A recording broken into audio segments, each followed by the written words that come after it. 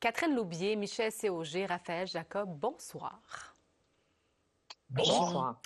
Donald Trump qui repousse encore les limites de la Constitution, frontière entre le pouvoir politique et les tribunaux. On va aller voir une publication sur son réseau Truth Social de cette semaine où il dit « Que se passe-t-il avec nos tribunaux? Ils sont complètement hors de contrôle. Ils semblent tellement détester Trump que tout est permis. Nous essayons de sauver notre pays des ravages causés par les démocrates et Joe Biden, le corrompu. » Raphaël.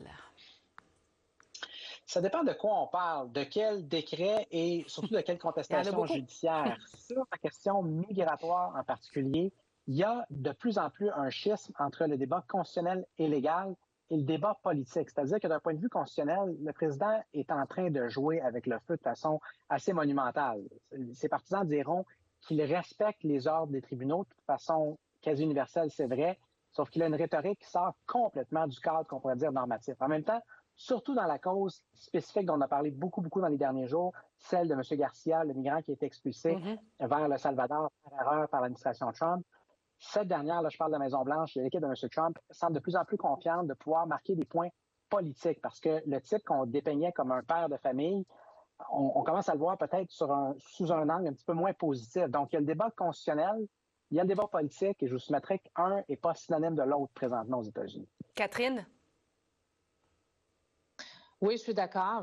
Puis dans le cas de M. Garcia, on assiste vraiment à un duel, dans le fond, comme le décrit mon collègue, entre l'administration Trump et la justice fédérale, où finalement, M. Trump et ses bons soldats disent si je perds l'argument légal qu'il perd, il l'a concédé de toute façon dans le cas de l'expulsion de ce Salvadorien là, vers son pays, ben, il gagne l'argument politique. C'est ça qu'il se dit, parce qu'il se dit cet individu-là a été ici entré illégalement. Il appartient, il y a des preuves du State Department qui est membre d'une organisation qui a été nommée comme terroriste, le MS-13, en février 2025. Il y a des preuves de ça. C'est un groupe très violent, etc. Et il se dit donc, même si je n'ai pas respecté le processus de justice et la règle de droit, mon argument politique va fonctionner de toute façon. Michel C. Le problème, c'est que la règle de droit, elle est bafouée pas juste dans ce cas-là. Ce cas-là, il est évident parce qu'il y a eu un jugement 9-0 de la Cour suprême. Et ne pas obéir à la Cour suprême, quel que soit le jugement et quelle que soit la situation, même si le monsieur n'est pas exactement un enfant de cœur, c'est ne pas obéir à la Cour suprême. Et c'est ça le danger actuellement, c'est que les juges, dans un système politique comme celui des États-Unis, les juges n'ont pas d'armée, ils n'ont pas de police, ils n'ont pas de quoi faire mettre en force leur jugement, c'est basé sur une convention constitutionnelle qui dit qu'on va obéir aux tribunaux. Mais quand on commence à ne pas obéir aux tribunaux, quand on n'aime pas le jugement, on s'arrête où? Et c'est là qu'est le danger de se retrouver dans une crise constitutionnelle qui peut vraiment paralyser le système américain. Oublions pas que quand Richard Nixon, à la fin de sa présidence, avait perdu devant la Cour suprême qui lui demandait de donner les fameux enregistrements de ses conversations, il avait pensé acheter tout ça dans un grand feu, puis finalement, il les avait donnés. Et à la fin, ça avait donné sa démission. Mais il avait obtempéré à un jugement de la Cour suprême. Là, M. Trump ne fait pas ça. C'est quoi le danger pour M. Trump s'il n'obtempère pas, Raphaël? Bon, ce jugement, il dit qu'il doit faciliter le retour, mais là, toute la nuance est dans cette décision-là, là. Exactement. Et encore une fois, ça dépend si on parle de danger constitutionnel ou de danger politique. Le danger constitutionnel, je vous soumettrais qu'il est moins pour M. Trump. Ouais. Il est davantage pour la République américaine. Mais pour la politique? Bien, pour l'aspect politique, je vous dirais que si vous m'avez posé la question la semaine dernière, en fait, vous m'avez posé la question la semaine dernière, je vous disais que le président était vraiment en danger de faire quelque chose qui serait impopulaire, c'est-à-dire s'en prendre à quelqu'un qui était vu de façon positive par l'opinion publique, donc un père de famille, du Maryland, qui a été expulsé par erreur, envoyé dans une prison épouvantable avec des conditions ignobles, etc. Ça, c'était la semaine dernière. Ce que la Maison-Blanche, d'un point de vue politique, je le répète, ça n'excuse aucunement les débordements d'un point de vue légal, judiciaire, constitutionnel, mais d'un point de vue politique, où la Maison-Blanche, je vous soumettrai dans les derniers jours, a bien joué ses cartes. Ça a été notamment en citant cette mère de famille du Maryland pour envoyer un message comme quoi, écoutez, on a une Américaine dont la fille a été violée, a été assassinée par un autre migrant clandestin. Et le même sénateur démocrate du Maryland qui a fait pratiquement le tour de l'hémisphère pour aller au Salvador et se présenter comme défenseur du migrant qui avait été expulsé par erreur, n'a jamais daigné prendre le téléphone pour appeler sa propre commettante et offrir ses condoléances. Donc, d'un point de vue politique, strictement politique, je vous soumettrais que c'est gagnant pour l'administration de M. Trump, même si, encore une fois, je le répète, pour être sûr qu'il n'y a aucune confusion, ça n'excuse aucunement les dérapages d'un point de vue constitutionnel. On a appris aussi ce matin que la Cour suprême va finalement entendre, Catherine, la cause qui concerne le droit du sol. J'ai manqué celle-là. Je vais passer la Michel, la vous avez vu ça rondelle passer? On passe la rondelle à Michel, juste à côté. Mais le droit du sol, M. Trump s'en plaint beaucoup. Il a dit plusieurs fois pendant la campagne électorale, je pense qu'on est le seul pays à avoir ça. C'est pas vrai, entre autres le Canada, ce droit-là. C'est un amendement à la Constitution des États-Unis. Alors, s'il dit, moi, j'aime pas le droit du sol, puis c'est tout, on va le faire enlever, il y a une procédure, ça s'appelle la procédure d'amendement de la Constitution. Je vous avertis tout de suite que c'est très lourd, puis il y a des choses comme l'égalité entre les hommes et les femmes qu'on n'a pas réussi à faire reconnaître dans la Constitution, parce que la procédure était trop lourde. Alors, mais c'est pas ça qu'il veut faire. Il dit, je ne veux pas en entendre parler. Je veux tout simplement qu'on l'enlève de la Constitution. Moi, j'ai décidé. Encore une fois, on est dans un duel frontal entre les tribunaux, et dans ce cas-ci, la Cour suprême, et le président. On va voir, la Cour suprême n'a pas encore entendu la cause, n'est pas encore statuée, mais c'est clairement un amendement à la Constitution américaine. Ce n'est pas une loi qu'on pourrait changer ou quoi que ce soit. Oui, encore une fois, Raphaël? Non, très peu de choses à ajouter. Je suis entièrement en accord avec Michel. C'est la même chose. La plus grosse question en ce qui me concerne pour ce qui est de cette cause-là, ça va être de savoir non pas si la Cour suprême renverse le décret de M. Trump parce qu'à moins d'un miracle, d'une surprise colossale, c'est ce qu'elle va faire. Ouais. La question davantage pour moi qui va se poser, c'est de savoir est-ce qu'elle va le faire à l'unanimité. Autrement dit, est-ce que même tous les juges républicains, parce que le décret de M. Trump est tellement absurde d'un point de vue constitutionnel, vont se ranger du côté des juges plus libéraux, plus à gauche, ou non? Est-ce qu'on va avoir une cour divisée sur cette cause-là? Ça, je l'ignore. Mais pour le reste, il n'y a pas vraiment de système noir et blanc. Donc, affrontement avec la Constitution et les tribunaux, affrontement aussi avec la Fed. On va aller écouter ce qu'il a dit sur Jérôme Powell, Donald Trump, cette semaine. The only thing that's gone up actually is interest rates, because we have a Federal Reserve Chairman that is playing politics. Somebody that I've never been very fond of, actually. But he's playing politics. Interest rates should be down now. That's because of the Federal Reserve, because they're not very smart people. Catherine? Oui, ça, je l'ai suivi, par contre. Oui, vous l'avez entendu, mais oui. Écoutez, je pense qu'il gonfle le dos politique, là, et en fait, il cherche un bouc émissaire à l'avance pour les problèmes d'inflation qui pourraient augmenter. C'est ça qu'il fait. Et c'est toujours, encore là, on va utiliser le mot duel. Hein? Il va se faire le dos rond devant Powell, qui a tweeté aujourd'hui, ou il a mis sur Truth Social que la durée de son mandat pourrait être plus courte que prévu. Son mandat se termine en 2026. Il y a eu des consultations avec un ancien président de la Réserve fédérale également.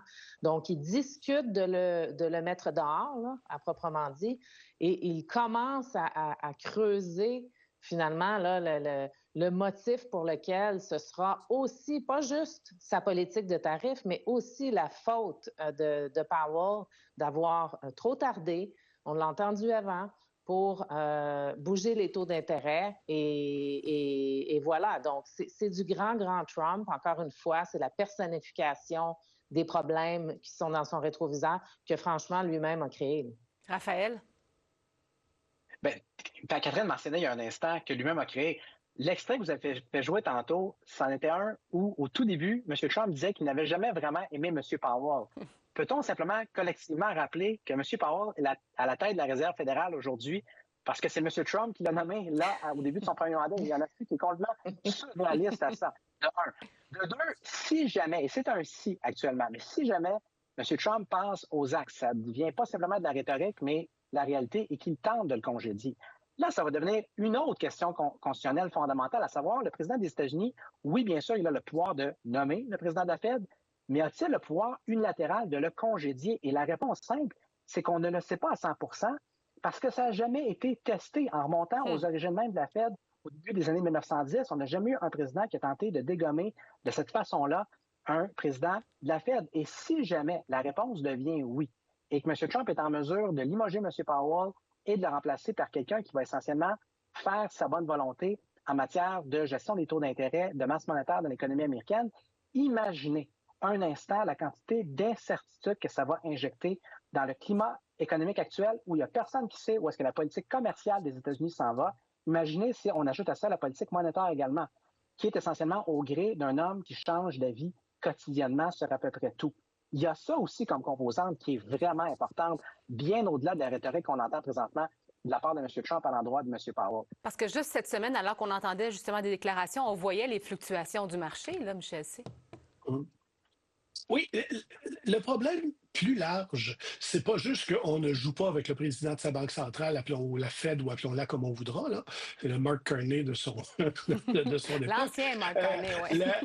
Oui, c'est ça. Mais le problème, c'est pas ça. C'est l'attitude de M. Trump pour qui toute personne qui est dans l'appareil fédéral travaille pour lui directement. Il doit faire exactement ce qu'il dit. Alors, il n'y a pas de place pour, pas juste la dissidence, mais pour faire son travail en disant non, la politique du président n'est peut-être pas la meilleure et je ne crois, et je suis un être indépendant de par ma fonction de la présidence et je ne crois pas que c'est une bonne chose. Appliquer ça à l'ensemble du gouvernement, on n'est plus dans un état de droit, là. Donald Trump qui disait que ça ne serait pas si long de régler le conflit en Ukraine. Là, c'est un petit peu plus compliqué que ce qu'il avait peut-être pensé. Puis il y a Marco Rubio qui menace même de se retirer des pourparlers, Catherine. Oui. Bien, en fait, on approche les 100 jours, là, on l'a dit. Le 30 avril, si je ne me trompe pas, de la présidence de M. Trump. Effectivement, c'est une priorité. Hein? Il y avait une baguette magique et il allait régler ça. Alors, l'ultimatum que lance M. Rubio, c'est pour faire aboutir les négociations. Évidemment, là-dedans, il y a une entente économique sur des minéraux en contrepartie d'un cessez-le-feu, mais il y a aussi la menace de d'autres outils que pourrait utiliser l'administration américaine envers Moscou, j'assume, là, qui pourrait ressembler à des sanctions. Je pense que M. Trump se bute, et M. Rubio, à l'intransigeance russe et à différentes visions du monde et à différentes visions de l'histoire aussi des relations entre l'Ukraine et la Russie. Et la pression monte et ils doivent trouver une porte de sortie s'ils ne sont pas en mesure d'avoir cette fameuse entente-là qu'on dit devoir se régler dans quelques jours. Là. Donc, c'est vraiment la pression et le quelques jours est très important. Ils veulent régler ça très rapidement. Et tout à l'heure, Raphaël, Donald Trump, il y a un journaliste qui lui a demandé « Est-ce que vous vous êtes fait avoir par Vladimir Poutine? » Et il a absolument refusé cette thèse-là. Le contraire a été pour le moins surprenant. Mais de poser la question quand même, c'est intéressant, là.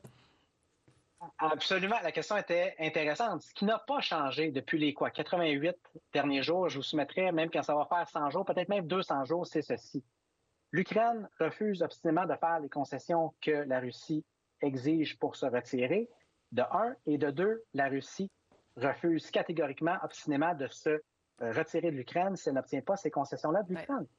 Donc, s'il n'y a rien de ça qui change, peu importe qu'on continue à parler ou non, d'un point de vue diplomatique, parfait, on va au moins avoir l'air d'avoir des canaux de communication plus ouverts que ça dit il y a 3 mois, il y a 6 mois. Mais concrètement, je vous soumettrais qu'il n'y a rien qui peut nous rendre moindrement plus confiants qu'on est plus près d'une réelle fin à cette guerre-là qu'on l'était lorsque M. Trump est arrivé au pouvoir. Donc, c'est pas simplement que la fameuse promesse, l'absurde promesse de régler cette guerre-là en l'espace de 24 heures a été violée depuis longtemps. C'est que même lorsqu'on regarde en avant, en ce qui me concerne, il n'y a rien qui devrait nous permettre d'être confiants qu'on a réellement fait du progrès tangible et concret. On parle chaque semaine ensemble, vous trois et moi, des démocrates. Où sont-ils? Est-ce qu'ils vont finir par se réorganiser? Cette semaine, ils ont envoyé un petit jeune dans les rallyes, un petit jeune démocrate, un Bernie Sanders, entre autres à Coachella. Puis en Arizona, en Californie aussi, il y avait pas mal de monde quand même. Est-ce que ça vous a étonné, ça, Michel C? Non, ça ne m'étonne pas. Il est en territoire californien qui est un territoire très démocrate, il ne faut pas l'oublier. Oui. Oui. Et le petit jeune démocrate, c'est un indépendant. Il ne faut pas l'oublier non plus. C'est un sénateur qui est au caucus démocrate, mais il est élu comme indépendant par les bons citoyens du Vermont. Alors, on commence à voir un début de tonus du côté des démocrates, mais ce sont des gens qui sont à l'extrême gauche du Parti démocrate, pas très centriste, c'est le moins que l'on puisse dire. Et c'est pas avec des gens, c'est pas avec Bernie Sanders que les démocrates vont regagner la faveur populaire. Et c'est bon pour rallumer la flamme des militants démocrates, oui, tout à fait.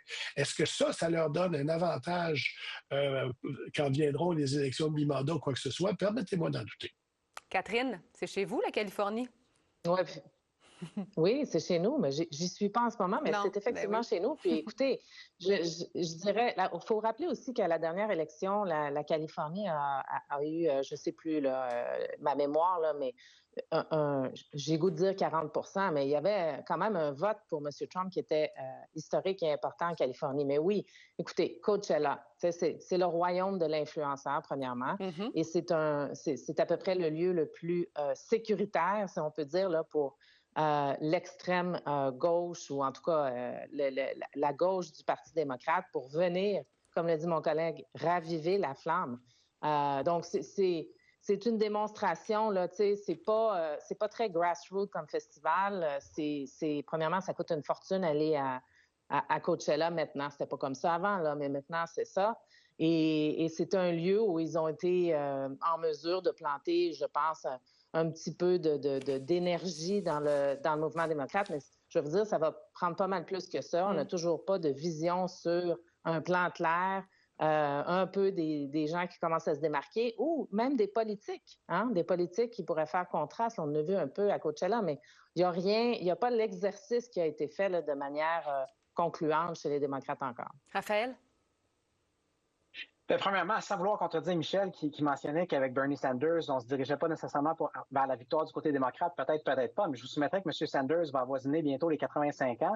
Ça, pour moi, Catherine, ce que ça veut dire, c'est qu'il s'approche de plus en plus de l'âge minimal pour se qualifier pour être président des États-Unis depuis les dernières années.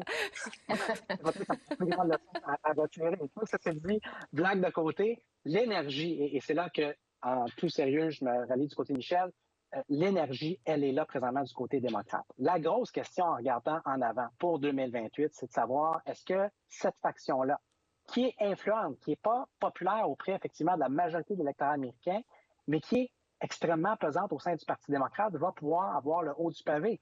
Bernie Sanders avait quand même chauffé Mme Clinton en 2016 et avait chauffé également M. Biden en 2020. Est-ce que ça serait lui, le candidat de cette frange-là, de cette aile-là du Parti démocrate en 2028? Peut-être, peut-être pas. Mais l'énergie derrière ce genre de candidature-là et de propos-là va être là, ça me semble, pour le moins probable présentement. On parlait de la Californie.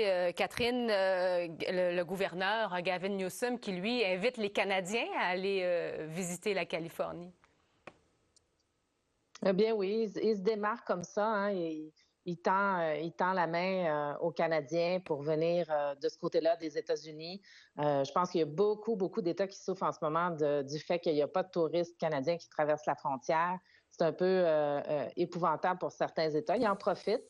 Puis en même temps, il se démarque. Mais je ne suis pas sûre qu'il y a bien des Canadiens là, qui vont prendre l'avion pour aller en Californie pour y prendre des vacances parce que simplement le sentiment de vouloir punir les Américains pour ce qui se passe sur les tarifs est encore bien fort au pays. Oui, puis pas juste des Canadiens, parce que les chiffres nous disent qu'il y a des voyageurs de partout qui décident de bouder les États-Unis, Michel. Non, le problème, c'est une grosse industrie touristique aux États-Unis. Il y a des États où c'est plus fort que d'autres. La Californie en est un, mais regardez le Maine, qui est notre voisin. Pas grand monde qui va aller à Will Orchard cet été, comme disait la chanson. Alors, ça fait mal. Ça fait mal à des petites entreprises, ça fait mal à toutes sortes d'industries, l'hôtellerie, la restauration, etc. Si le gouverneur Newsom se sent obligé d'intervenir comme ça, c'est que ça fait mal en Californie. Alors, ça, c'est un effet secondaire de la présidence Trump, mais il n'est pas mineur. Catherine, Michel, Raphaël, merci beaucoup. Merci. À la semaine prochaine.